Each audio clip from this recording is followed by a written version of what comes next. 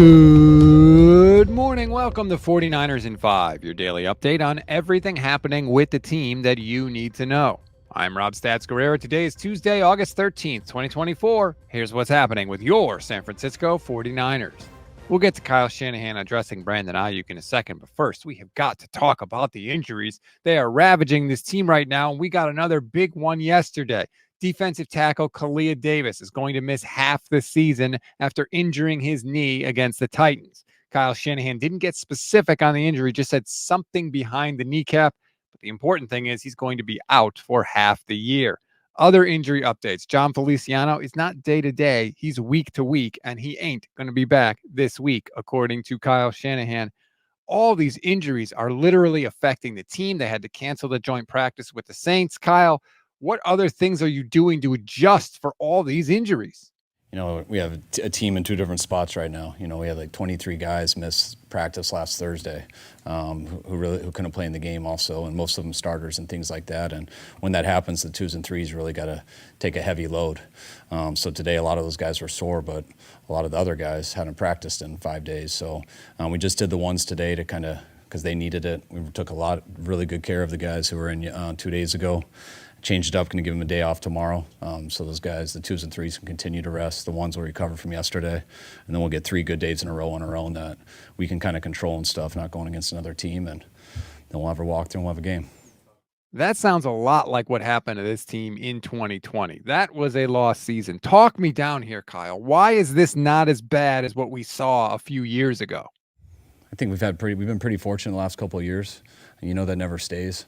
We've definitely been less fortunate this year, so a lot more numbers than we've been used to. But I think the best news about it all, I mean, you know, we told you about Ambry and Kalia, which are more serious and longer, but the other guys are, you know, they're anywhere from 10 days to 3 weeks. You know, they're guys that we expect to be ready for the season. It's always tough when you miss training camp, so hopefully we can get them back. But, you know, we've had a lot of nicks and stuff that has made it harder to practice, but you'll take that over a serious injury.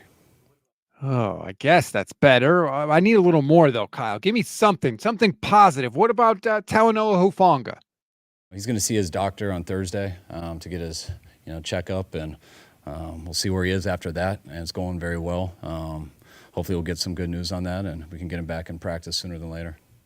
All right. I feel a little better on that one. Hopefully all goes well and we see Huff mixed into the field sooner rather than later. Now, let's get to Brandon Aiyuk. Kyle, we've seen with holdouts in the past, when guys actually do come back, they are not in football shape, they are not ready to play, and it affects them the entire season. Are you worried about that with Brandon Aiyuk if and when he does sign with this team? Brandon knows what he's got to do for this year to get ready to play. I have a feeling he's finding a way to stay in shape and do those things. But there's a football shape element that I know he's eager to get back to, and us too. So hopefully we can get to that soon. But Brandon knows what he's got to do to be in shape for the season, and I feel confident he's doing that. That's what you said about Nick Bosa, and we all saw how that worked out.